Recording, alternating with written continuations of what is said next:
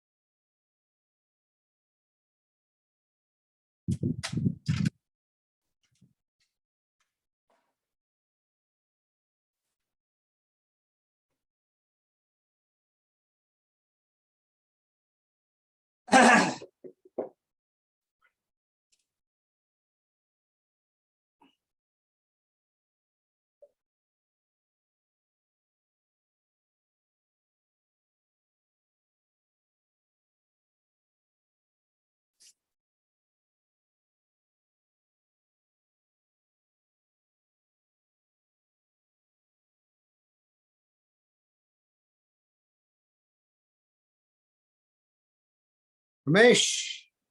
Jai Ganesh Baba. Jai Ganesh, long time.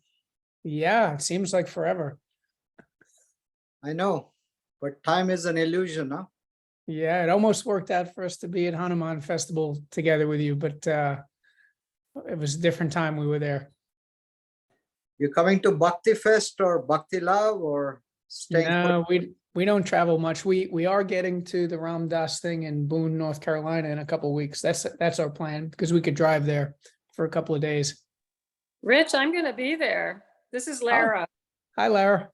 I'm coming to Ellen and I will be there. That's awesome.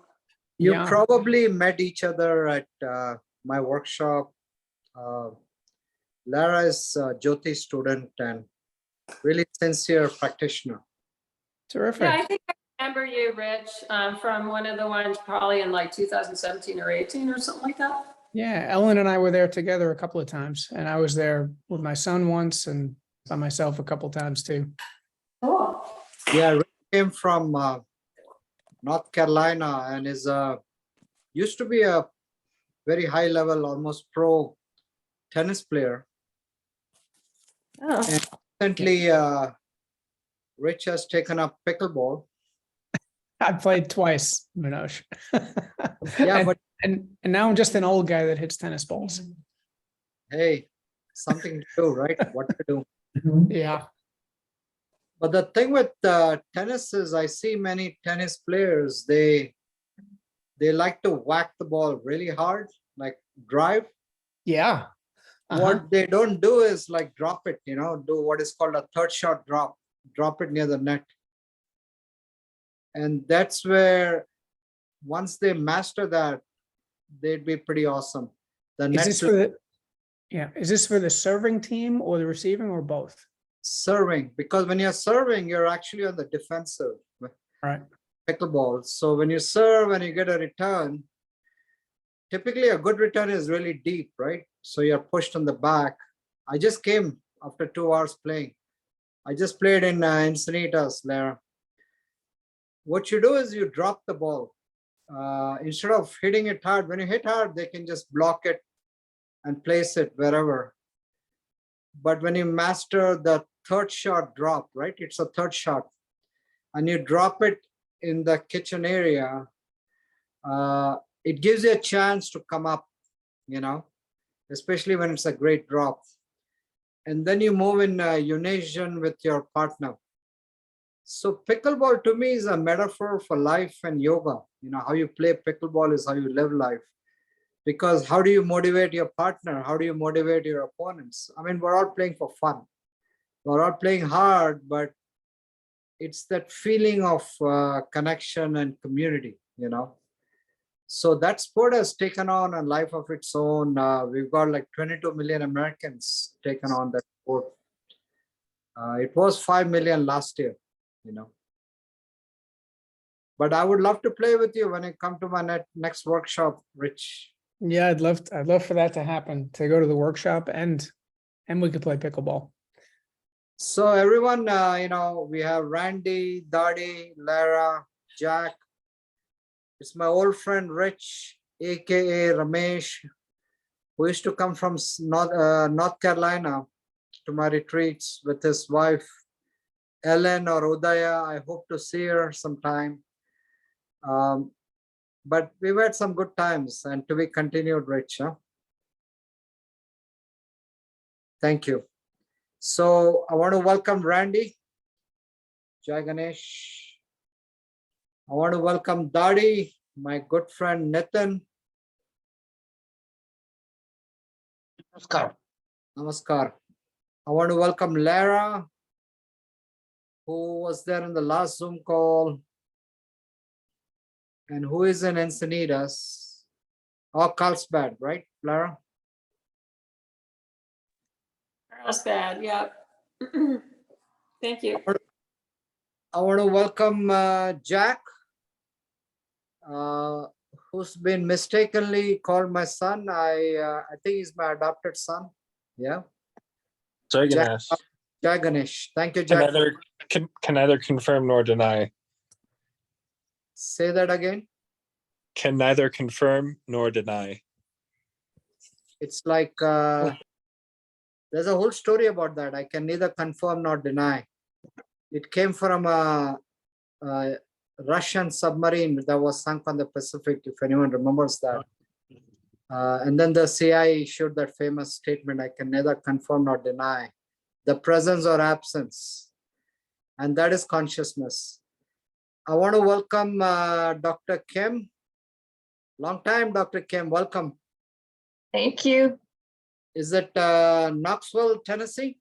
Knoxville, Tennessee. Can you believe it? I am so not a Southern girl. So we'll see how this goes. I thought you were a Southern Indian girl because you were all set to marry an Indian cook. Remember in that restaurant? Well, Southern Indian is a whole nother story, and I'm still on that for sure. And hey, since we moved to Knoxville, I have already scoped out every single Indian grocery store in the area. And I even went to see Sadhguru in Tennessee when he was in his ashram. Yes, that's more in close to Nashville, is it? Or So I think it was like 2 hours for me. It wasn't really bad. okay. I forgot the name of it's called McMinnville. Yes, yes. I come pretty regularly to Nashville to teach yoga teacher training. My good friend Raquel is there. She owns a yoga studio called Liberation Yoga. Go there when you get a chance. Really nice energy there. Well, text me when you're in Nashville and I'll see if I can meet you. Absolutely. Hey, I want to welcome my good friends, Rachel and Shane, right? Someone, hello. Are you back in a vehicle in Napa Valley? Yeah, we're almost back to our friend's place in Napa. Yeah, we went to the coast today, did a little exploring. Thank you for joining in. Dude, I just played pickleball with our friends Lee, Ben, Babak, and of course Zach. Yeah, Oh yeah, and Jamie. oh nice. So Shane's my pickleball buddy, and he might come for the yatra, right? Yep. And that's his consort, Rachel. And you were both at my ashram, home ashram workshop. So thank you so much for making an effort. Of course. Thank you. Thank you. From Canada, I got Babananda. Welcome. Good evening. I know it's late on the East Coast. You probably recognize Dadi, Dr. Kim, Randy, and Jack's there, but he's not showing his handsome mug, but he's there on the call. And of course, my friends from Grand Junction, Colorado, Laurie and Different Dave. That's his email, Different Dave. That's right. That's my name on the radio too. Thank you. I really appreciate you taking the time. I've had a number of people text or message me that they can't be on the call, but that's typical for Zoom. I mean, we can do the whole yatra, the pilgrimage by YouTube. But there's no energy, right? So there's some energy on Zoom. We all know each other, but the true energy is when we're up close and personal in these spiritual places. I want to welcome my daughter, Janita, from San Francisco. Many of you were there with her last year during the yatra. I'm going to be with her tomorrow for a week in San Francisco. I don't know if you know Mehmet Shane, but apparently he's there in San Francisco with his paddles. So I'm going to see if I can get together with him. So let me see if I'm missing anyone.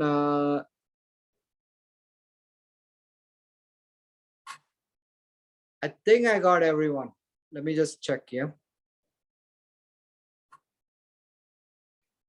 Yes.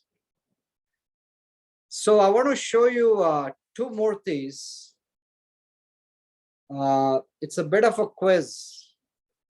One of them, most of you will recognize. Let me show you.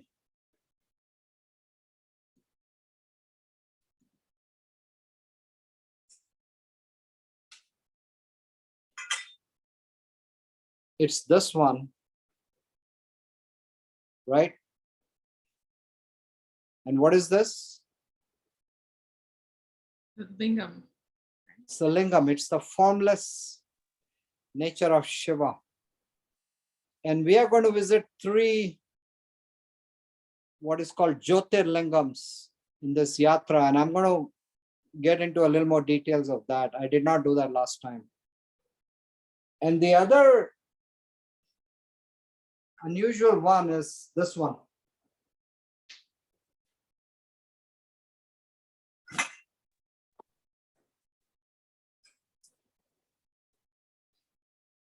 It's someone with 5 heads.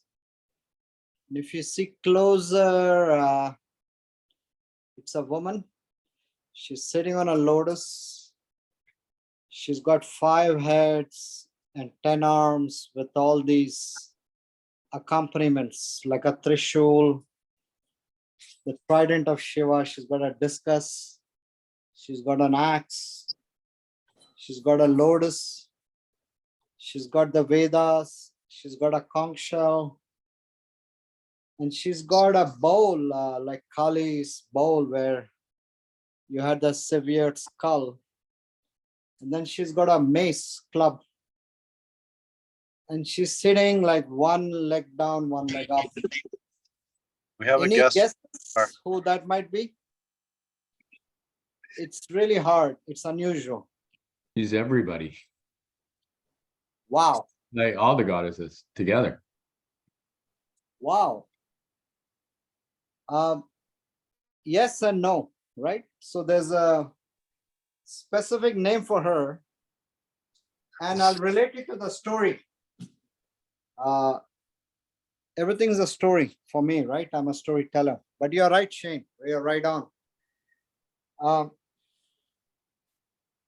Before I get into any of that, I know last time I literally spoke for 2 hours, and I live by myself, so you can make up case that I just need someone to talk to.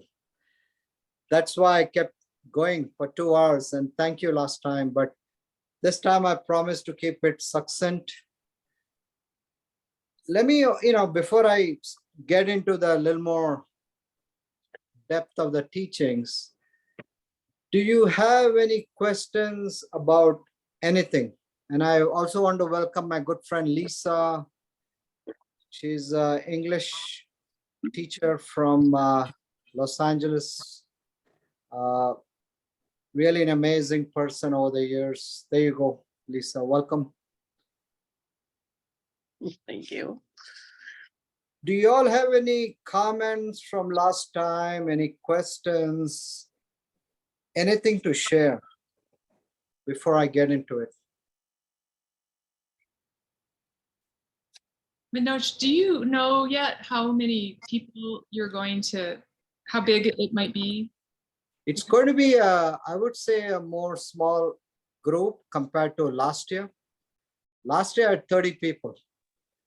And, it's like both good and bad, right? It's good because it's good business. It's not so good because we couldn't be all together enough times. If you remember, some of you came last time, and we scheduled it so that it was more rushing around.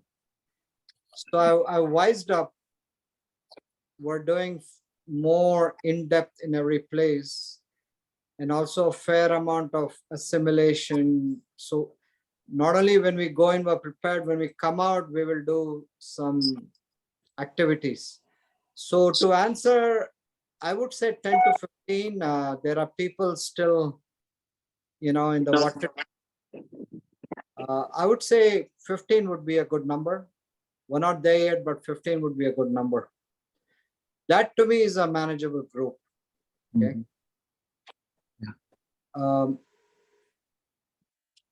And Dadi, I saw a message about the FAQ from last time. Remember? Yes. Yes.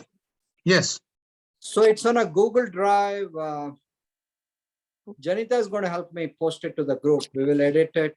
If you remember, Janita, you handled the Google Drive last time. So we will edit it for this tour and we'll post it. So that's a good observation. Okay. Yeah. The other observation, I may as well be blunt. You raised it because you heard about it 4 or 5 months later. A few people in the Yatra last December, I'm not going to say who they are. You can probably guess. See here in the hero's journey, plant medicine is very common, right? As a threshold guardian, instead of Ganesh, many young people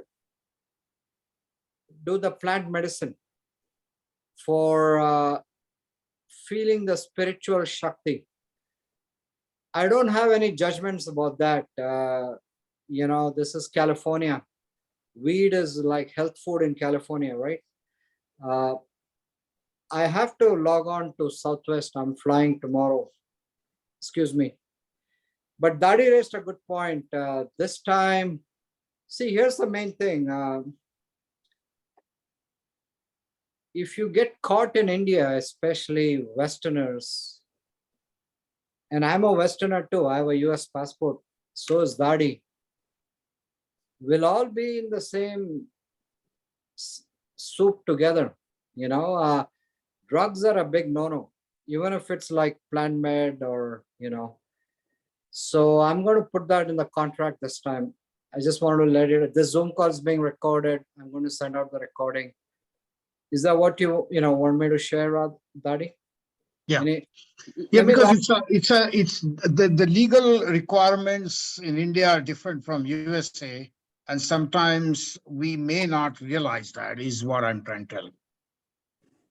Yeah, keep going. I'm trying to log into. Oh no, that's all. That's all I had. I mean, it's an issue. Your flight for you if you want. Go ahead. Say that again. I can check into your flight for you. I'm almost there. How about I just send you my check-in is literally right now, Janita. Okay. So I'll send you my confirmation number. Southwest. Okay. Since I'm raising that question, I mean, and if you have any thoughts, comments, I know. No, just to add, even in Michigan, just like California, weed is legal. There is no issue whatsoever. Unfortunately, that's not the case in India, as far as I know, and that's the concern. I mean, you get the best ganja in Shiva temples, actually. Yes. It's like free range. The ganja is right out there. But be careful, I'm not going to encourage it. I'm going to put it in my contract because, dude, we'll all go to jail together. We'll all end up doing kirtan in jail. And that's no fun. So I just want to get it out there, no hiding under the under the weed carpet, you know. Although ganja is a big part of the spiritual tradition in India, you know. So Julia, another good friend, millennial. So I read the same book, Shantaram. Let me see if I can actually see the comments. Because that book is incredible, Shantaram. And Julia is a very straight talking young girl, young woman rather. There you go, Julia. I read that book when it came out, Shantaram. I encourage you to read it. It's about an Australian who's a drug runner and he spends time in Mumbai jail.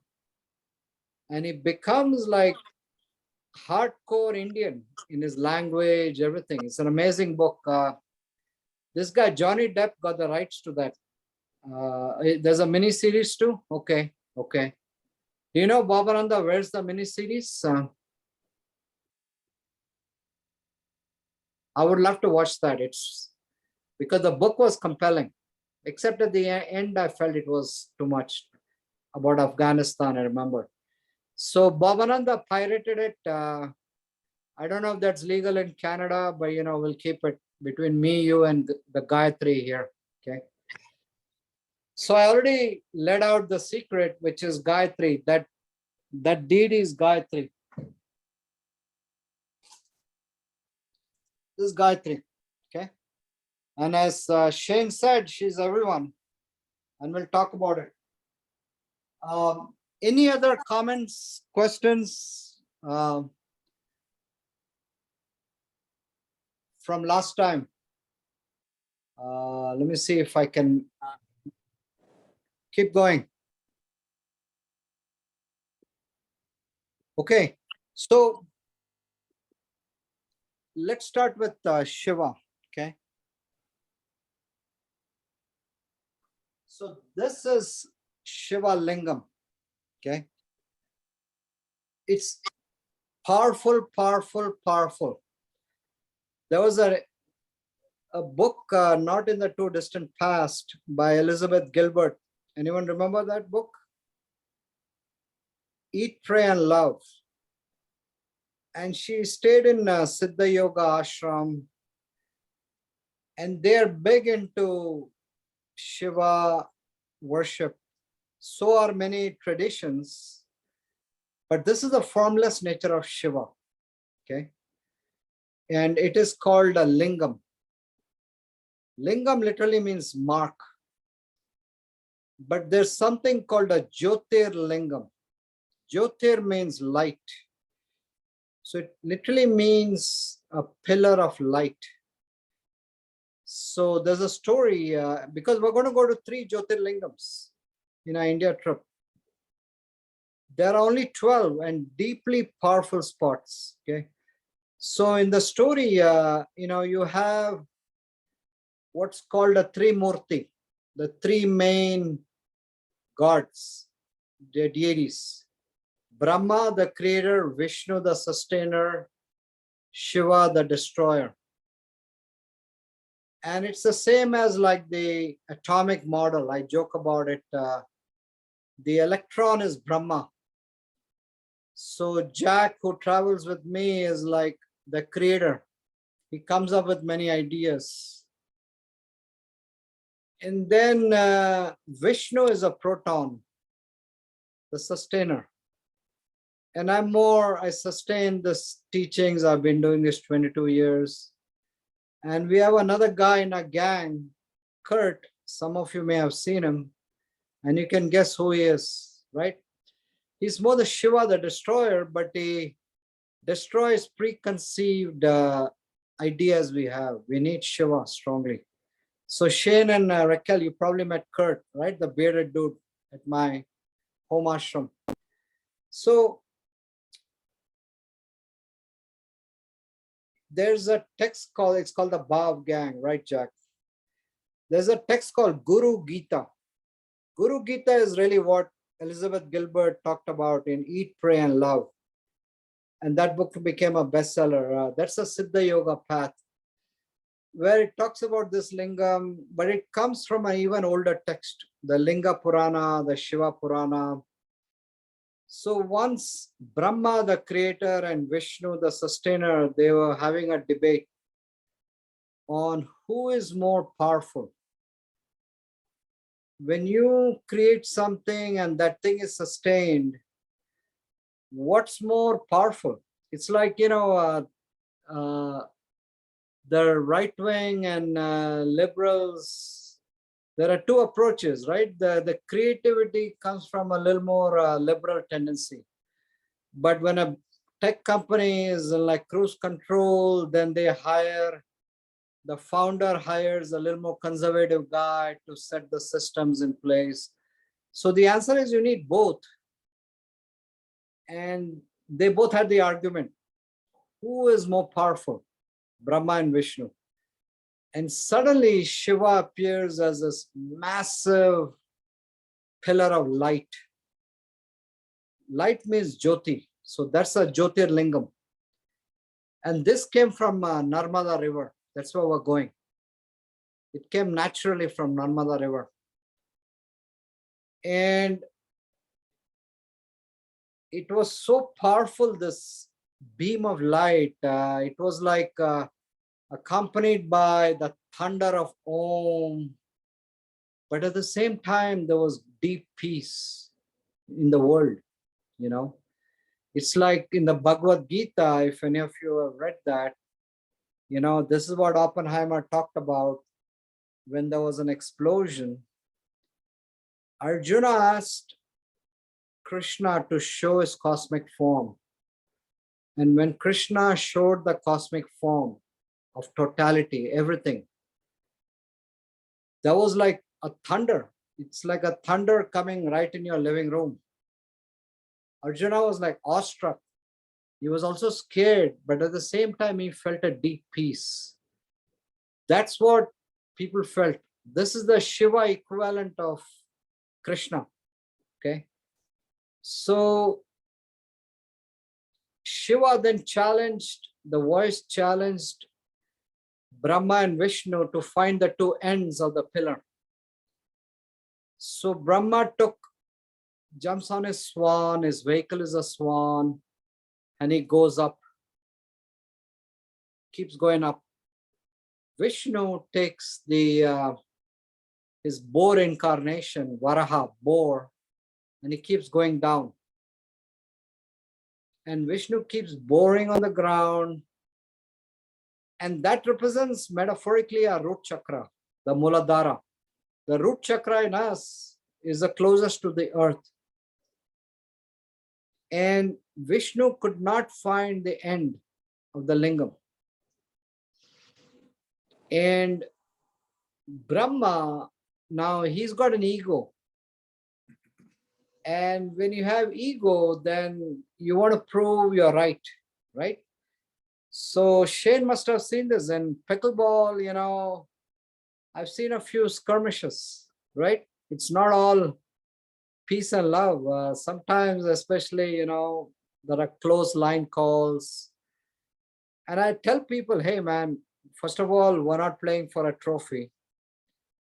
And then secondly, do you want to be right or you want to be happy, right? Many people have that so much righteous indignation. They want to be like right, and they get into like arguments. I've seen that, and you see it in your life. And Brahma had that ego. It's coming from ego. So Brahma wanted to prove he's right. He's the main man. He's the creator. So he cheated, and he told a flower that's coming down that tell Shiva that Brahma has seen the end, the top of the lingam. Metaphorically, the top of the lingam is a crown chakra. Okay, it's the Sahasranama. You have to take these stories into your life. So the boar is the root, the top is the crown. So when you have the Kundalini, Shakti, I know I'm deviating. The Shakti goes through our spine and meets the top. The Shakti meets Shiva. That's the lingam. Okay. Anyway, Brahma tells the flower to cheat. And then the flower tells Linga, Shiva, and Shiva knows everything. He's omniscient.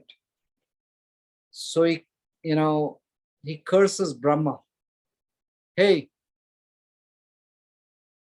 you will not have any YouTube followers. Nobody will worship you. So there's literally one big Brahma temple in the world.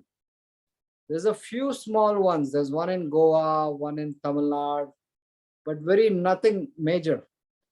There's hardly any Brahma worshippers. We're going to go to the temple for the post yatra in Pushkar. Okay. Now this lingam is so powerful, the Jyotir lingam, the light. It fell in 12 spots in India. And these are like areas of enormous energy. And they're all near water bodies. Usually they're near rivers or pond. And in fact, those are the highest radiation spots in India. Some studies have been done. These are the places with the most nuclear radiation. And guess what? When you look at the nuclear reactor, this is the nuclear reactor. And you have water as a coolant. And you don't want to touch that water. It's radioactive. Similarly, when we go to the Shiva Lingams, Jyotirlinga, they pour water. You don't want to have that water as prasad. So we're going to go to 3 of these spots. Okay, one of them I talked about last time, Mahakaleshwar, the great god of time, Mahakala, Kaleshwar. Time is gone when you're there. The notion of life and death is gone. As I shared last time, I went in March, a few months after my wife of 35 years, Jyoti, passed away. I was shaky, I was a little, as a woman who done yoga, meditation, deep spirituality, and a teacher for all of us. And then she passes away gracefully. I was still attached to a body and mind, When I went to see this lingam, and it's a massive lingam, and it's the only Jyotirlingam which is southward facing. Southward facing because the god of death, Yama, looks from the south. All the other Jyotirlingams are eastward facing. So this lingam is about, in Mahakaleshwar, is conquering the fear of death, conquering time. Time really can catch hold of us. I've had one guy who was going to join the yatra last year, and he died literally a month before in Seattle. He had suddenly blood cancer. So I'm saying, when we have this karmic opportunity, we take this. You never know what's going to happen in life. Okay. So I told Rajiv, I went in March. I went to college with a friend right there where this lingam is there. And it's in Ujjain. Ujjain is near Indore, and that's where we're going. And my friend Dadi here might know. Maybe it's a long shot, but do you remember a friend who was in my batch, chemical engineering, who came from Ujjain, Dadi? I think I know. Who is that? Dilip Chajad. Yes, of course. So I have not seen him for 42 years. But I mentioned to Rajiv, hey, by the way, Rajiv is actually on his way to the Himalayas. He said he'll join in. I just remembered. I don't think I see him. But anyway, he'll try to join in. So I told Rajiv, I have this friend I haven't seen for 42 years, but he comes from here. And I knew he's in the US. He's a professor at University of Illinois, Urbana-Champaign. On the plane coming back from that place of Mahakaleshwar, Ujjain, somebody taps my shoulder on the plane. And that's my friend, Dilip Chajad. What are the odds, right? I happened to mention his name, and here he was coming back to the US. This bends time. It bends space and time. In my younger days, more scientist, engineering, I was agnostic. I did not care about any of this. Is that correct, Dadi? We all knew each other. I was more a Bollywood guy and a sports guy. Yeah. But here I am talking about synchronicities because I know that is the truth. It is experiences that can change you. This changed my life. It also removed that fear of death, okay, including my own personal mortality. And this is extremely powerful. So the other two lingams we're going to go to are, and feel free to ask me questions as we go along, okay? I'm going to keep this 1 hour.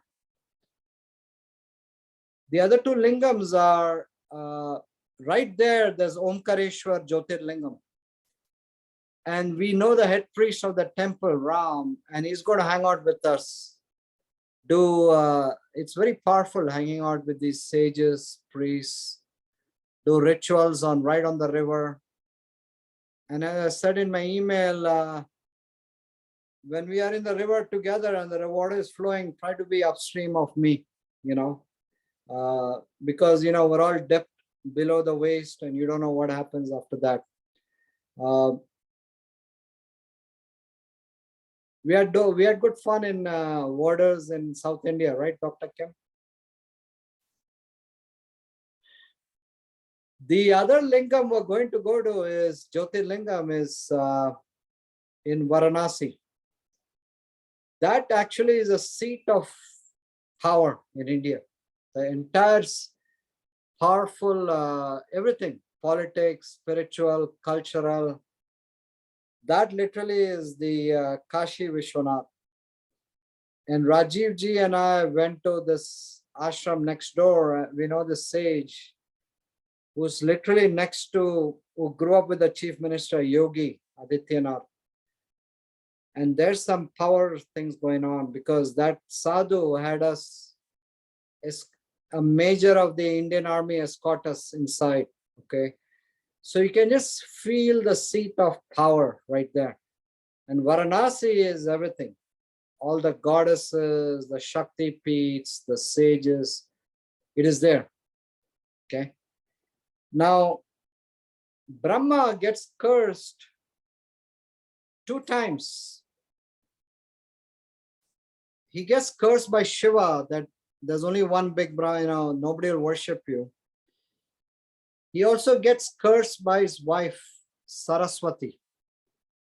So there's a big story, another story with a good message to all of us. So Brahma, he wanted to cement his status as a creator of the world. So normally in the Judeo-Christian tradition, you have the creator is offered a lot of prestige, right? There's a creator who created all of us, but not in the yogic tradition. Okay, and there's 2 reasons for that. One of them was Shiva cursed Brahma. The second reason was Brahma himself was very egotistic because he said, I created the whole universe. Okay, and he wanted to have a big ritual to commemorate that. So he invited all the big kings of the land, all the sages, the main astrologer. And to do this ritual, you need a consort, you need a significant other. And his wife was Saraswati. And Saraswati is normally, studying books, and she's not into all this drama and show. Very different energy. And, we're going to go to a Saraswati temple right there. So she said, okay, I'll join you. But she kept studying her books. She's into studies. She's the energy behind the philosophy of yoga, the Upanishads. She's also the energy behind music. Kirtan, she's the energy behind speaking. She's the goddess of Vak. The word vocal comes from Vak. So everyone is assembled, and the sacred time is 2 o'clock, the auspicious time, the most powerful time astrologically. And Brahma is sitting there, but no Saraswati. So he senses, go fetch her. She said, I'll come, let me finish this book. You know, some people are so into books, and that was Jyoti's energy. She would read books. I mean, she spent 6 years on the Mandukya Upanishad. There's a lot of books, and Janita and I are going to organize all of that, including all our videos, you know. And here's an interesting thing. Janita wants to recreate Jyoti using AI. Imagine that. We've talked about it. Imagine taking the YouTube videos. She has like 10, 11 hours of teaching per workshop and recreating a whole image of Jyoti, okay? Just from the video, some music. Jyoti was Saraswati, okay? So that's the energy of Saraswati. It's like music, it's books, and she would be engrossed in them. And Brahma is all about projecting his power, right?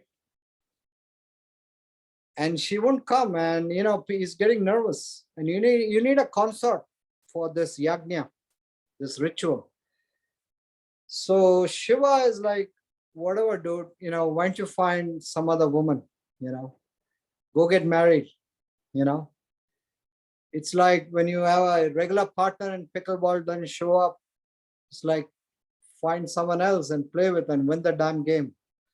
So Shiva is very like results oriented. So Vishnu volunteered to find the woman, and he goes to the forest and he meets this woman Gayatri and convinces her for world peace, want to marry Brahma. So Vishnu brings Brahma, Gayatri from the forest, introduces her to Brahma, and Brahma doesn't care. He's so much ego. And they get married right there. And then they do the whole ritual because it was 2 o'clock, sacred time. And guess who shows up? Saraswati, right? And she knows what happened. She knew her husband, Brahma. I mean, we have Dr. Kim Glow. She's an expert in relationships. She has a book on Amazon. I'm going to paraphrase it on how to shit can your spouse. There's a whole book about it, right? So that's what Saraswati felt. I mean, it's a book on Amazon. She has, I mean, she doesn't have this title, but to that effect. So Saraswati knew. And remember, she's a goddess of speech, Vak. Like the word vocal comes from Vak. So she cursed everyone because it was like the 3 main men who screwed up things. So she cursed Brahma again. Nobody will worship you. So Brahma got a double curse. And then she cursed Shiva that you will lose your wife and that will traumatize you. And Shiva lost his wife, like Sati. She jumped in the fire when Shiva got disrespected. And, you know, the entire Shakti tradition in Tantra grew from this incident when Sati jumped into the fire and, you know, her body was split into 51 pieces and they became Shakti peats. And we're going to go to several of the Shakti vortexes. And then she cursed Vishnu that you're the guy who made it happen. So she said, you will yourself lose your wife. And Vishnu ended up losing his wife in 2 incarnations, right? One is Ram, where Sita was abducted. That was a big story when the Hanuman comes, the entire Ramayana. Even as Krishna, his wife was abducted, and there was a whole demon, and you know, That was another reason for Deepavali festival. So I'm saying this is the power of words, but I'm going to ask you all, what's the message here? Why does Brahma doesn't get worshipped? What's the message for us, each of us here? And unmute yourself if you want to say anything. To lose our ego, Yeah. Who said that? to lose our ego. Is that you, Dr. Kim? Yes. Yeah, so I'm going to drill down a little more. What is ego? Well, I mean, we need our ego because without our ego, we wouldn't be able to survive in the world. But the ego is really trying to protect us, and it's trying to allow us to navigate the world in a way where we're staying safe. But unfortunately, when we identify with the ego too much, then we're getting into all these mind games and, you know, Absolutely. Any other insight? Why did Brahma, literally, why does a creator in the yoga tradition not have power? And Dr. Kim is right. Ultimately, it's the ego. So it's like, when we, especially when we create something, it's a confluence of circumstances. Okay. So many things have to go right, but we tend to take credit that I did this. It's like, I keep going back to the pickleball metaphor, Shane. Let's say I hit a nice third shot drop. Okay, it's like, wow. People are like telling me, wow. But the next time I screw it up, okay, so what is going on? It's a chain of circumstances. It's what I eat, how I feel, how I move, how my partner sets it up. So it's like a mind. What's a mind really? It has 4 components. One is the manas, the sensory component. Our 5 sense organs are tied to the mind. So when I see a pickleball come in, my 5 senses are like literally on fire. The whole thing happens like in a nanosecond. And those 5 sense organs are connected to the manas part of the mind. And the intellect in me will consult the feelings part of the mind, the manas, and know that the ball is coming towards me at this height, everything. And the intellect then consults what is called the chitta. Chitta is the memory aspect of the mind. And the intellect knows in the past, I can do this shot. It's not the first time. It's like muscle memory. So the intellect commands the 5 organs of action to hit the drop shot. And I know Shane's game. You like to bang the ball, buddy. And Shane's one of the best athletes, but I haven't seen many drop shots from you, right? At least in the past when we used to play. My game's changed and it's evolving, but yes. We are all evolving, brother. Indeed. So the intellect commands the 5 organs of action to do the drop shot. So you have a play of the intellect, the emotions aspect of the mind, the feelings, and the memory, the chitta. My question is, what does the ego do in this equation? The ego is called ahamkara in Sanskrit, I maker. What does the ego do? I'm drilling it down more. It takes credit. Yeah. The ego is a strong identification with the mind and the body. And takes credit. Yeah. Identified so strongly, as Laurie put it, it takes ownership. I did this. Same happened to Brahma. Brahma felt, I am the creator. I should take credit. And think of anything you do. I know in my game, each time I think I'm amazing, I fall flat on my face, you know. So something happens to make me fall flat on my face. It's really, we're undergoing this Brahma almost like thing every day. Think of the moments in your life. But this is also the power of the goddess Saraswati. Okay. When a goddess is slighted, and it's usually men who make a mess. It's not always, but many times. It's the power of intention, the power of, it's mainly this tradition, the living tradition, where the goddess is literally revered, worshipped, Shakti. So the story continues. It so happened that Saraswati meets Gayatri in the forest. That Murti I showed you, the 5-headed. And they had a good laugh. And they became like soul sisters.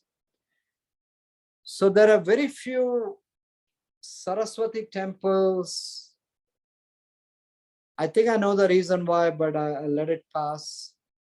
But we're going to go to this temple where, just like the Mahalakshmi temple we went in Mumbai, it's the same Lakshmi, Mahalakshmi, that splits into 3. Lakshmi, Saraswati, and Durga. Similarly, in the Pushkar area, we're going to go to this Savitri temple, where you have Savitri, Gayatri, and Saraswati, all 3. And actually Sharada. They're all 3 Saraswati, but different manifestations. I've never been there in Kashmir, Shaivism. Sharada is a big tradition.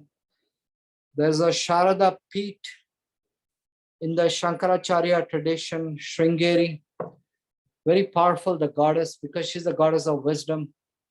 So I just want to put it out there. You have, you know, some incidents that have caused the main mythologies of India. Now, I don't want people to get lost in the weeds. There are so many deities, but ultimately the lingam, the Jyotirlingam, is within us. So when we meditate in front of this lingam, we have to feel the Kundalini that's already arisen. Otherwise, you and I won't be here on the Sunday evening having this conversation. The lingam is within us, right from the Muladhara to the Sahasranama. Okay. So that's really what we're going to try to abide in. This is what the Guru Gita was about. This is what the Linga Purana talked about. So Julia did ask a question.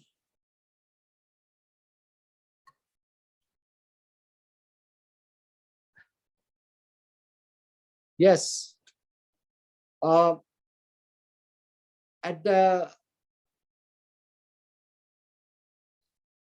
never fail to disappoint me, Julia.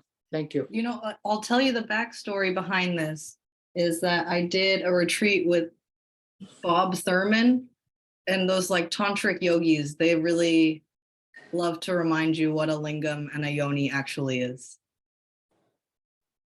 The answer is yes.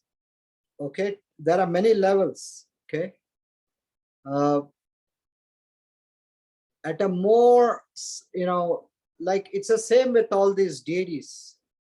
They are symbols of something far deeper. So do you like, you know, when you worship a flag, do you worship the cloth or you worship something far bigger? So if you look at the lingam as a phallus, you're going to go right there. It's like finger pointing to the moon. Many people watch the finger. I'm saying watch both. Watch both. Live in the world, but not be out of it. So it all depends on your perspective. You can look at the lingam as a phallus at a more rudimentary perspective, but there's something deep philosophy right there. It's you. It's a woman or a man, and ultimately it's going past gender. There's no gender in a lingam, the pillar of light. You know, does that make sense? Let's see, somebody else had a.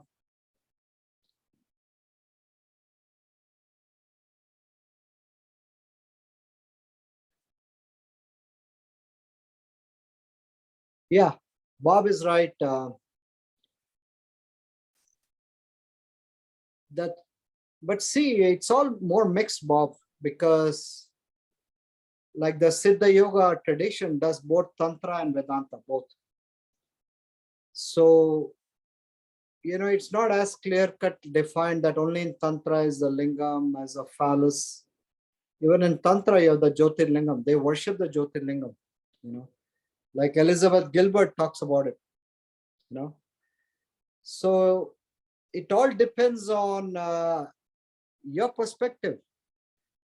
And are you also just looking at, you know, I see in America, all the spiritual traditions, I'm Vedantan, you're Tantra, you're Bhakti, Krishna worshipper. And that's one of the things I love about Bhavananda is he's a deep, deep Bhakti, Krishna worshipper, but you're open to all traditions. That's the Indian way. It's like when I'm in a monsoon in Mumbai, you know, in Mumbai, you don't want to like tune out and walk. Some of you came to Mumbai with me. There's like shit on the road. There's like cow dung, dog dung. Is that dog dung or dog shit? Dog poop. All kinds of stuff. So you don't want to tune out. So I'm like being very careful walking. And then there's a massive rain. And guess what? There's a flood. And what happens? It's like everything is mixed. So the Indian tradition is all the spiritual things are mixed together. When you go to Varanasi or when you meet these sages in, you know, Omkareshwar, Varanasi, they're not going to say I'm Tantric, you're Vedantin. They incorporate everything. It's like, that's life, right? World is not like physics, chemistry, history department. World is one big masala khichdi. As Bhavananda said, it's masala darshana. We're all in a soup, you know, we're all different. We're all coming at it from different perspectives. And we have to understand each other's perspective and live with that totality. Anytime you say, this is my way, and it's the only way, it becomes a cult. Right now, I would, you know, I don't want people with glazed out eyes at my retreats and saying the same thing, wearing all the same dress. No, we're all different. I would love people to express themselves. So I highly encourage, in fact, weirdness. And some of you know, I've had some pretty weird people. It's good fun. Thankfully, I'm not one of them. Jack, you're more the Brahma, the creator of ideas, but without the ego.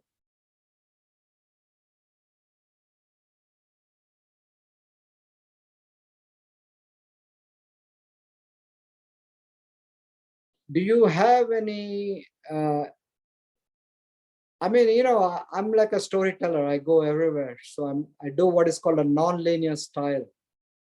I do free associative, jumping around, teachings, but Hey, Heavy, there is not enough time maybe, but sometime next time you may want to talk about this origin of Shaktipeeth and that story that you just touched upon today of why Saraswati or why the goddess became in 51 pieces.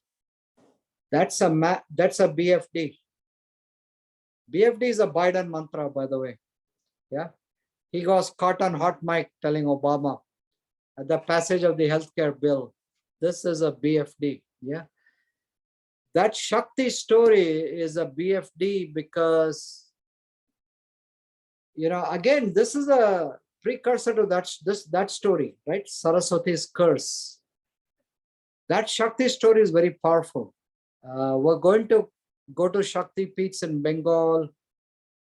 What I hope is we will go to a place where there are 10 goddesses called Dasha Mahavidyas. Randy, do you know any Dasha Mahavidya temple where we're going? I know there's one in Haridwar. I've been there. No, I don't know about that. I think there could be separate ones. Okay. I'm going to find out. That's my homework. But thank you, Dadi. Let me see what Jack's question is.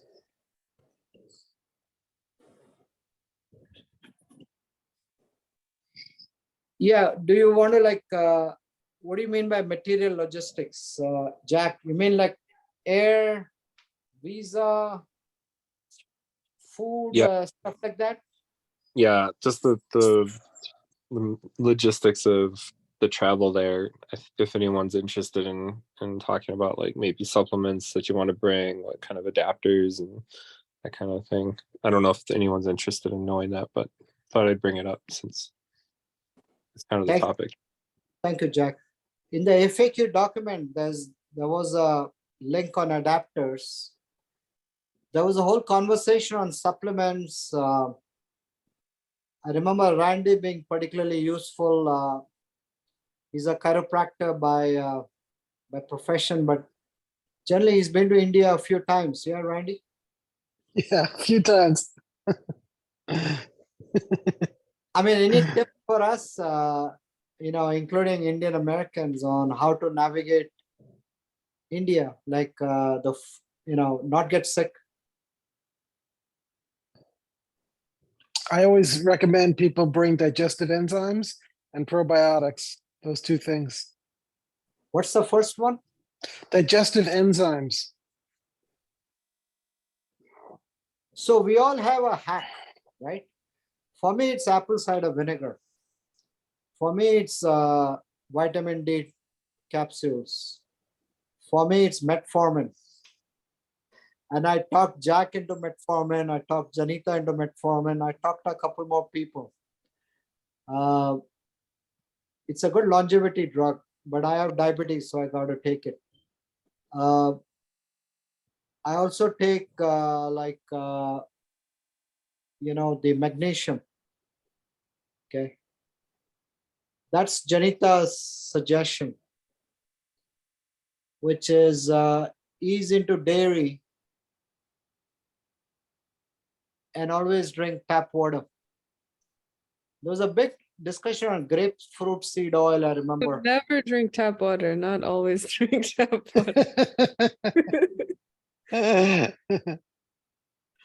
Janita, I did get sick, remember, before the yatra in Mumbai. Yeah. For about 5 hours. Don't get freaked out. It's okay to get a bit of diarrhea. For me, at least, it flushes shit out. Literally, shit happens, right? And then I was fine. So everyone got, I think some people got some version, but we had 30 people. Nobody got really sick. The only person who had a bit of a backache going on was Rajiv. And Randy was amazing. Randy worked on him, I remember.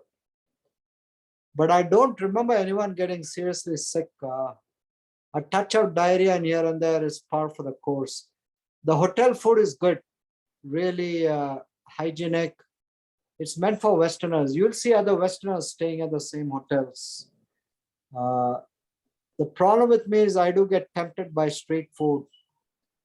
So at some point I'm going to go street, but in the beginning it's best to take it easy.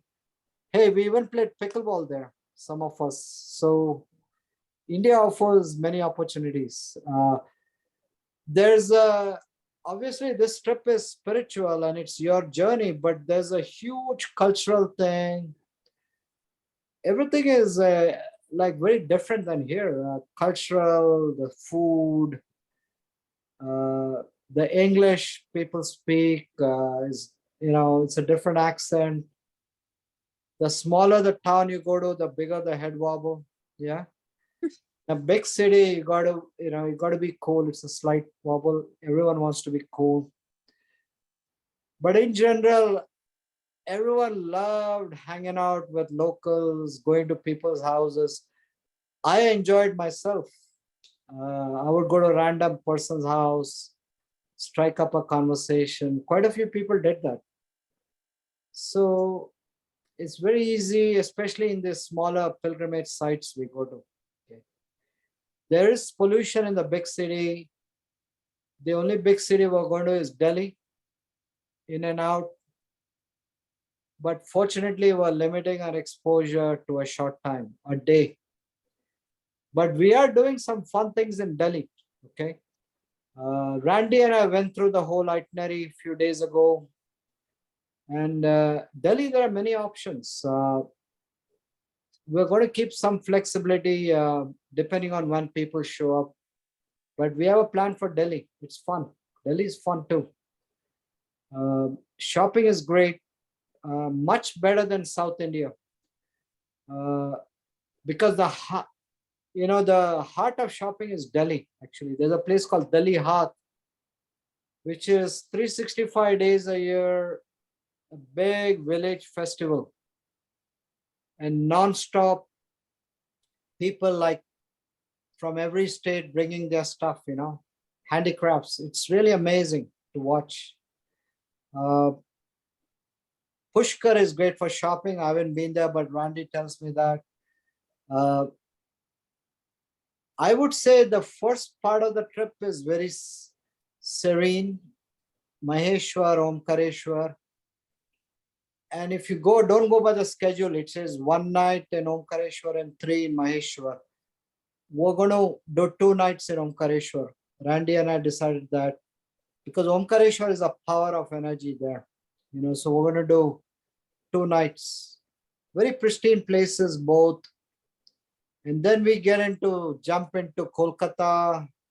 But again, strong goddess energy. And there's a place called Tarapeeth, which I want to go, which is like far out goddess worship. Okay. I don't know if Raji will allow us, but we'll see. I also want to, I told you last time, there are Aghoris in Varanasi who hang around cremation grounds. It's totally optional. You don't come. I did not go with Rajiv, but this time I want to go. Anyone who wants to come with me, usually in the middle of the night. Okay. They drink, they use, instead of like all our steelware, cookware, they use skulls. And they breathe prana from people who are dying. There's some whole text about it, very tantric. I just want to experience that. Okay, there's some truth always there. Okay, to me, I'm open to everything, much more this time. So we're going to mix up things. Who said Agoris? Dadi, yeah. Dadi, you and I, and anyone else. We have to get out of a comfort zone, okay? We will never grow unless we get out of a comfort zone. It's so easy to be stuck in the rut here. The name of this Zoom call is Adbutha, the sense of awe, the sense of wonder. As children, we had that. Everything was new and fresh. And kids would walk around, they have that sense of wonder. And as adults, we get jaded slowly. Think of the jadedness that's crept into your life. It could be relationships, it could be work, it could be just getting stuck in the same old, okay? Having one of the keys to Adbutha is expect the unexpected. but in a good way. Okay, I take your point, Babananda. Rajiv's job is to keep us safe, but we want to push the envelope this time, because North India is really where many of these tantric rituals happen. Many sages, many ashrams we will visit, and it's total freedom. Some of the things we do, we all don't have to do it together. There are also many opportunities to take a walk on your own. That's why in Vrindavan, in Varanasi, we're going to like literally stay on that ghat near the Ganga River. You can go wherever you want. It's really beautiful there. You can take a boat. I'm not sure about parasitic herbs. That's Laurie's question. Anyone have any insights? Wormwood. How do you spell that? Worm, W-R-M, wood. Wormwood. And what's it made of? Not worms. So I would go with Randy's judgment. I'm going to pick your brain, and next time the Lotus lunch is on me on supplements. Okay. Sure. And why take it? And so Jack says it's a root. So why take the supplement? What's it used for? And we can all use it even when we're not in India. I think there's a wisdom of the crowds. I saw a lot of talented people last time, and we can use each other's expertise here.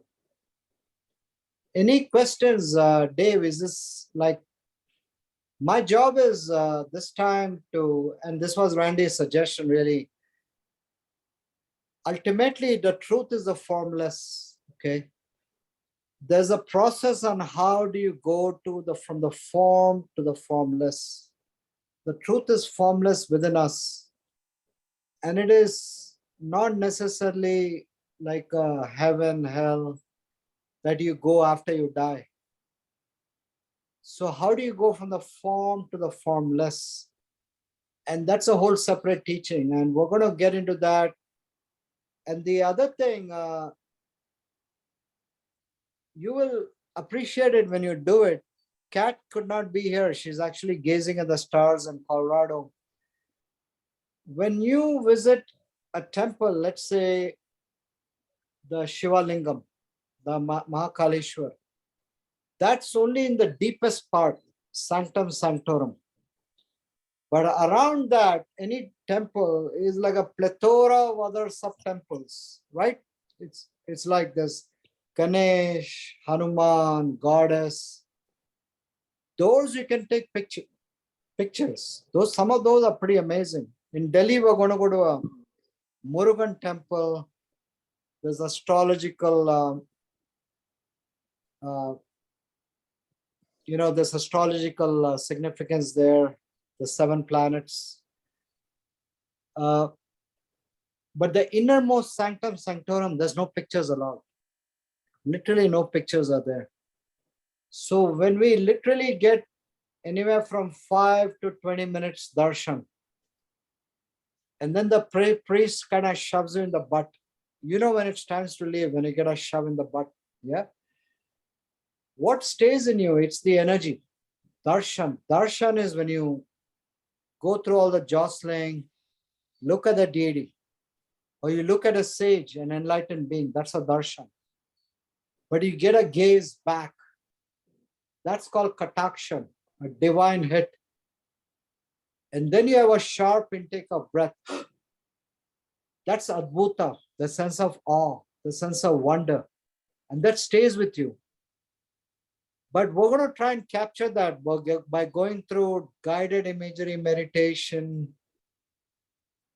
We're going through drawing exercises. Imagine each of us drawing that deity we saw in the Sanctum Sanctorum. It's not being done in recorded history as far as I know. I'm talking about 10,000 years. Never happened anywhere. if you're able to collect these drawings and maybe compile it into a book, who knows? Okay. Who knows? This could be something. So it's a product of our wisdom. So I'm pretty hopeful. I like to push the envelope, something that's never been done. Okay. So this trip is going to be very different from South India. South India was amazing because the temples were old, ornate. Here we're going to get up close and personal. Okay. Do you have any other comments? Any questions? Yeah, I have Insight? a question. We have several days on Kolkata. What will we be doing? there? 4 days, 4 days. Right. What will we be doing near Kolkata? Great question. First of all, I will only be saying from theory because I've never been to Kolkata. I have just been to the first 2 places on the yatra. I go every year to Delhi, and I went to Narmada River last year March for the first time. It blew my mind.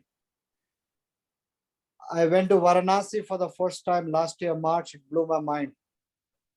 Kolkata, there are 2 places right off the bat we're going to do. One is the Shakti Peeth, the energy of goddess Kali. It's the seat of Kali worship.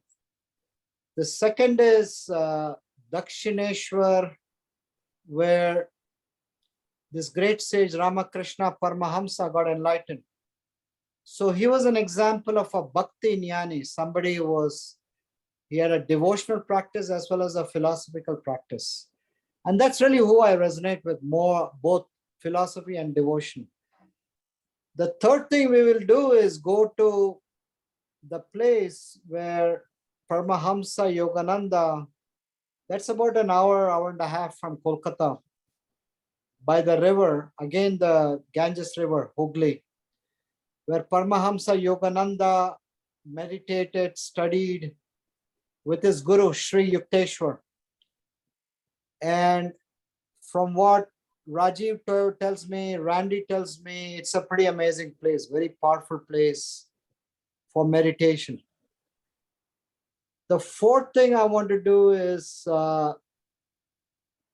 okay, this is out there, but there's the whole Tara Peeth, another goddess Shakti path, which is like very much tantric practices, agoris and all that. That's optional. The fifth thing I want to do is walk around bylanes. There's even a Chinese Kali temple. Okay. There's a strong, it's a different energy. Kolkata is also the seat of intellectual, many of the great sages and Rabindranath Tagore, who won the Nobel Prize in Literature. They came from Bengal, Kolkata. So I want to try and get a feel for the literature, the arts, the music. It's a lot to cram in 4 days. But remember, it's also the end of our trip. And the end of the trip also is a place to, it's really a luxury hotel from what I've heard. Randy's been there. Would you agree, Randy? Oh, it's a great hotel, really modern. It's one of the best hotels in Calcutta, and it's got great food. That itself, as some of you who were there in December, that itself is a destination, the hotel. So we're going to have some free time also to enjoy the hotel, the food, wander on your own. But I don't want it to be like run, run, run. I learned my lesson from last time. But I'm open to suggestions. Have you been to India, Dave? No, I have not. Okay. Any particular interest in Kolkata? No, I just saw that there was a 4 days on the itinerary. I was wondering what you had in mind. So. Plenty to do. Plenty to do. I also want to decompress. Onion tree. The last day in Delhi also, I want to go to Delhi Haat, that shopping place, because at the end, I mean, there's some people who would like to shop. And remember, many of us went to Trivandrum, that shopping last time. I did not go, but I do recognize, we're all Americans and I shop, therefore I am, is the American Descartes, right?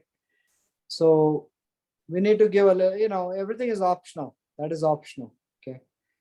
It is really fun though, walking around, these shops, and it's very different. It's a ton of fun. To me, it's fun. Okay. So Kolkata, I'm really looking forward. I've never been there. I'm just saying from hearsay. Anything you want to add, Randy? You were there last year, December. What's really nice is we're going to go to this place called Serampore. Manoj was just talking about it. You go over a bridge over the Ganga, over the Ganges. It's about an hour and a half drive. It's this very sweet little town, and we walked from Yogananda's guru's house to Yogananda's uncle's house where he stayed, and then we walked over to this place on the Ganges where he and his guru used to meditate. But it's all walking distance, and it's just a very nice, laid-back town, and we really just enjoyed being there for the day. So that's something that I think everybody will enjoy, even if you're not a Yogananda devotee. Like, I'm not a Yogananda devotee, but I still very much enjoyed just being in that location, and it's historic, Also, Yogananda's brother, I believe, was Vikram's. Yeah, Yogananda's brother was Vishnu Ghosh, who was Bikram of Bikram Yoga. That was his guru. So there's a big tradition. I find the Bengali saints like Bhavananda, I'm sure will go to Mayapur in Bengal. It's a seat of many traditions. The other thing I would love to go somewhere is Bowls. Have you heard of Bowls? Bauls? I'm sure is Bhavananda still with us? Or is it too late for him? He wakes up at 4. So Bowls is like the Bengali tradition of people who sing, but it's also songs on non-duality.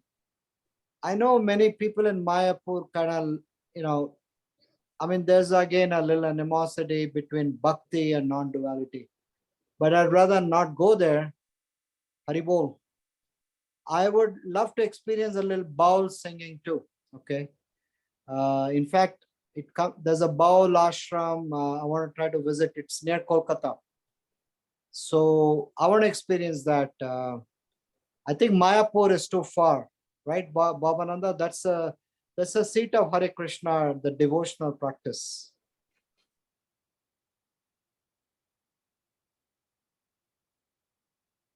Okay, that's a little too long. Plenty to do in Kolkata, including doing nothing. And trust, at some point we will feel like doing nothing. Yes. Somebody said something about a visa. I just wanted to clarify that a passport is all the international documentation that we would need. Thank you. So, first of all, passport, it needs to be valid for 6 months beyond the entry date. Really important. Okay.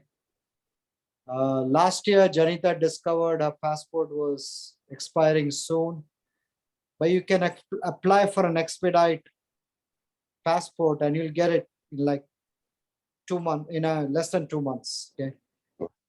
Please look at your passport. Okay.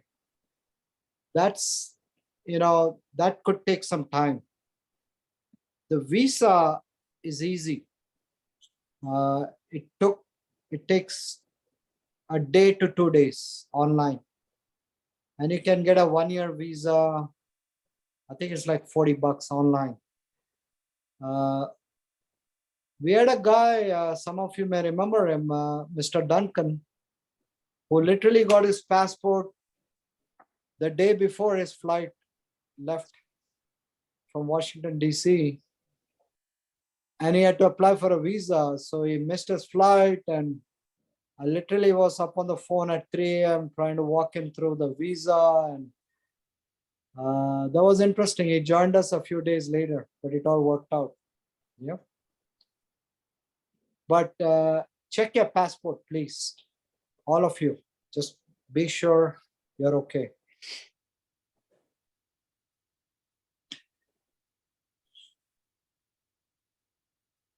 What kind of shoes? It's a good question, because in a temple I wear sandals, right? So you just take the sandals off. But then outside, when we are walking up a hill or on the side of the river, I wear walking shoes. So that's what I did. I wore like, cheap sandals. Costco, I just, $15.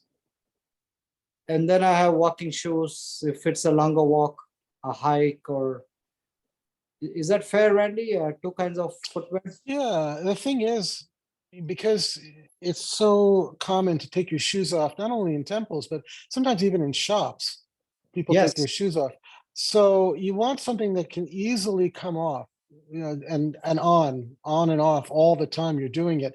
So in some ways, like lace-up shoes aren't the most convenient because you're always having to take them off and then put them back on and lace them up. So, but I just use flip-flops, good, quality flip-flops, but that's what I use all the time just because it's easy to take them off and put them right back on. But it depends on the person. But isn't it cold in northern India? We're going to be there in November. No, it's not cold. It's not cold. Delhi will be cold in like December, but like toward the very end of our trip. But but no, basically it's not going to be cold. It's pleasant. In fact, not even as cold as fall weather. It'll be very pleasant. That's a plus point. Even South India was amazing in December. That's a plus point. The weather is going to be great. Dari had a question about weather in Himalayas. We are going to 4,000 or 5,000 feet altitude. Rajiv's been there to these villages in Himachal Pradesh. It's not going to be like super cold, but I'm going to ask him. He's on his way to Gangotri right now. My guess is it'll be like sweater or jacket, mild jacket weather. Yeah, I guess too. That is, of course, for pre-tour I'm talking about. And I suspect that maybe a sweater would be okay, but I just need to figure out. That's all. No, me too. And then Rishikesh, where you were, is colder, Julia. It's more the gateway to the Himalayas. We're more in the plains, right from Narmada River, Ganges River, Kolkata. Delhi starts getting cold in December and very foggy. But we're not everybody should have a light jacket for sure. But for the most part, it's going to be comfortable. It's not going to be jacket weather. Okay. I bring a sweatshirt. I wear it on the plane. Yeah, easy. It won't be as wild as the trip you took, Julia. It was a fun trip. What about laundry? So if you do we have to pack 2 weeks of clothes, or is there an opportunity fairly easily to wash clothes? Great question. So we went through that last December, and every hotel has laundry. And it's not like here, it's expensive. It's fairly inexpensive. So I would wait every 4 or 5 days or 1 week and then do laundry. The problem is, at the end, Trivandrum, I wouldn't wait too long, because I waited too long. I gave them like 2 weeks of clothes and they didn't get back on time. So I ended up wearing I'm wearing a dhoti. You know the dhoti, right? The cloth. I don't know if you can see them. Right here. Here. No, you can't see it. See the dhoti. So I literally wore that dhoti for like 3 days in Trivandrum. And I didn't, I was like you, Shane, you play pickleball without a shirt. I was exploring exposing my full glory without a t-shirt for like 3 days and like just a dhoti. But the beauty in India is it's all cool. It's all accepted. And some temples like the Mahakaleshwar, the guys have to wear a dhoti and the women have to wear a sari. And I remember, the woman got all beautiful saris for 1 or 2 temples. So you will get a sari and guys will get a dhoti, but not as restrictive as in South India. I do remember Mahakaleshwar, you need a dhoti and a sari, traditional. And that itself is fun. I mean, I'm sure Jack can find a photo and from the last yatra. By the way, we had like 4,500 photos from everyone. People were just posting. It became really fun. It became very, we would like literally inspire each other. It was a ton of fun. Some comment on laundry. My comment is that for everybody to know that there is a domestic flights we are taking. Last time when I went, it was 13 kilos maximum checked bag. And these people, for some reason, were very, very strict. So there's not too many clothes you can carry in the first place anyway. So just let's keep that in mind. That's what my experience was from the last time. I will carry less compared to last time. So another great point. I know exactly what you and Babananda did regarding clothes, Daddy. You carried very minimum, literally 2 or 3 sets. You both are like minimalists, I know. The thing to watch out for is domestic flight bag weight is like 25, 26 pounds, maybe 30 pounds, I think. Whereas going from here is 50 pounds.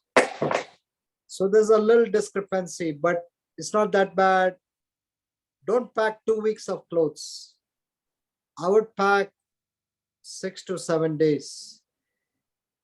And then do the laundry there. It's inexpensive. Even little excess baggage is not a big deal. Okay. It's not the end of the world. Because we'll have 4 days in Calcutta, by the time we get there, we'll have been traveling maybe a week or so. We will have done Maheshwar and Omkareshwar. That's a great place to do laundry because they have good facilities there. We don't have to worry about, we're only there one night. Will they get us the laundry back in time? So I'm thinking just to wait till we get to there. And as soon as we get there, then give them all the laundry. Absolutely. I did not want to mention what Babananda said, but I knew exactly that both Babananda and Dadi actually did the laundry in the bathroom. And I love that it's more like living like sadhus, Jyoti's guru, Swami Tattva Vidananda, he would wear one set of clothes. And this is a top Advaita teacher in the world. He gets invited in every country. Even Prime Minister goes and sees him. But very simple man. He wears one set of clothes and one set in his bag. That's it. He washes his clothes every day. I'm saying we don't need to be the same extreme, but we can think simplicity, My biggest first world issue when I come back to San Diego is finding a parking spot in Costco. Things are way different over there, and it's good to get that experience. You see how that part of the world lives. It's amazing, It's also very inspiring how happy people are. Manoj, one more question. Yes. In South India, we were all wearing lungi or dhoti, and we use Randy's technique with a half short pant inside and lungi outside. Are we doing the same here, or what is going to happen in temples? Except you mentioned Dakshineshwar, but what about other places? Yeah, Mahakaleshwar. Mahakaleshwar, sorry. I'm going to defer to Rajiv to answer that, but Randy might remember. As far as I know, Mahakaleshwar has a requirement. I don't That remember I Varanasi. don't remember that. Varanasi, no, for sure, there's no requirement. Omkareshwar, there was no requirement. So if you're saying in Ujjain, there's a requirement, maybe there is, but I don't remember there being one. Oh, there is a requirement. Okay, so that's the only one as far as I know. So Randy, does it mean that we can wear shorts in the temples? Well, just wrap the dhoti around, like the way Okay. yeah, just All do right. that, sure. Got it. Yeah. Yeah. I would personally love to see you in the dhoti like before Dadi. It is a whole separate energy. And Dadi was so, he really helped me out because in the temple, I was very noisy, 1 or 2 temples in Madurai. And, he's got that projecting, booming loudspeaker voice. So he would gather everyone and try to translate what I'm saying in English to English. Yeah. And so he's an English to English translator. Many chai vendors would speak English, but he would translate that in English too. Yeah. The good news is it's more Hindi up in North. I understand it. Dadi understands it. Rajiv understands it. Randy understands some of it. Toda. Thoda. But I asked Randy a question because he's met some of the sages with Rajiv. How did that go? And, you want to be present right there. I mean, these are people who live the teachings. Okay. It's not academic. It's very inspirational when you see these sages, including women saints. So, often Rajiv used to get lost in the conversation, maybe out of respect to the sages, but I want to be all of you. So if you have anything on your mind, that includes, any question, like what diet you eat, or like, when do you do your meditation, or questions on philosophy. The biggest hit I got was from this priest who's a practitioner and a scholar. So you have somebody who practices deeply with the pujas, omas, the head of the Gayatri temple, and he's a deep philosopher. He had both. And that was amazing. And I don't want language to be the barrier. I want everyone to be free and just kind of engage with them. And they love questions. They really don't like lectures. We met Fire Baba in South India. That was more lecture. Would you agree, Dadi? Although there was a personal reference to your case that shook you up, some synchronicity. Yeah, it was initially more like a lecture, but then I mentioned that my dad used to be called the same name, and then he talked with me in Marathi. So then it became way more informal and casual. So it was very nice. They love that. Yeah. They love these informal conversations. Because, my guru used to say, it's like one candle lighting another. They love nothing more than sharing the wisdom. That's why this tradition is very powerful and potent. Yes. I was just going to say that one thing, especially if we're going to be meeting sadhus, we should really be bringing them something, fruits, flowers, and also dakshina. We should collect from everyone. Everybody should, before we meet them, say, okay, give 100 rupees, give 500 rupees, and we'll collect it. And we should give that at the end of our meeting. So that's something, we didn't do with the Fire Baba. which was okay. We just weren't thinking about it, but I realized, let's make that part of the meeting. Totally agree. Preparing it because we weren't planning to meet Fire Baba. It happened at the last minute. Yeah, it was a last minute thing. But if we know we're going, we should bring something beside the dakshina, but also just flowers or fruits or something. Absolutely. Absolutely. It's a tradition. I was going to say something. It'll come to me. I found the conversations with these sages, it really stuck to my mind. Very inspiring. Personally, very hard to explain when you're sitting up close and personal. It's very different from here. When you go here, I've gotten a hug from Amma. Has anybody got that? A hug? Gotten a darshan? You have, Randy. Yeah. It's a big event, and she's so big. She's a hugging saint. She hugs like 1 million people a year, So there's a line you go through, and then you get a chance for a 30-second hug. And then you get a pat in the butt. Yeah, time to go. I'm saying we have an opportunity to spend as much time as you want. If you want to go sleep in the ashram, sleep. I slept there in the Gayatri Temple Baba's ashram. I literally slept there. I didn't want to leave him. And his wife fed us food. We'll have lunch there, in fact. That's the plan at that ashram, Gayatri Temple. I mean, it's so much fun. To me, that was a big highlight. Okay, so it's very different from South India. So I'm, part of it is I'm taking a group, but I'm doing it for myself, guys. Each time I go, I shift. So I want to keep doing it. That's my plan. Any other questions, comments?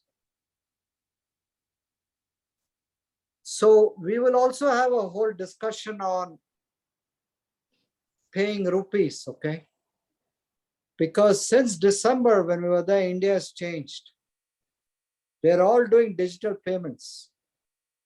Even like a vegetable seller is accepting UPI.